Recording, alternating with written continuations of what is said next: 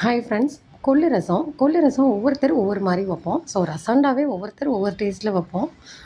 இது பார்த்திங்கன்னா ஃபஸ்ட்டு அரைப்புக்கு உள்ளதெல்லாம் ஃபஸ்ட்டு தக்காளி, மிளகு, சீரகம், வரமிளகாய், கருவேப்பிலை எல்லாம் போட்டு அரைச்சிக்கிட்டு கொள்ளை வந்து தனியாக வேக வச்சுட்டு, அதையுமே அந்த தண்ணியை இருத்துட்டு கொள்ளையும் வந்து நல்லா மிக்ஸி ஜாரில் போட்டு அடித்து ஊற்றி கரைச்சி வச்சுக்கிட்டேன். அதுக்கப்புறம் வந்து கடாயில் எண்ணெய் ஊற்றி நம்ம என்ன தாளிப்புக்கு ரசத்துக்கு கொடுப்போமோ அதெல்லாம் கொடுத்துட்டு, அந்த கரைச்சி வச்சுருந்த அந்த ரசத்துக்கு உள்ளதை அப்படியே தூக்கி ஊத்துறது தான். ஸோ லாஸ்ட்டாக தான் நான் வந்து எப்போவுமே கொஞ்சோண்டு பெருங்காயத்தூள் போடுவேன்.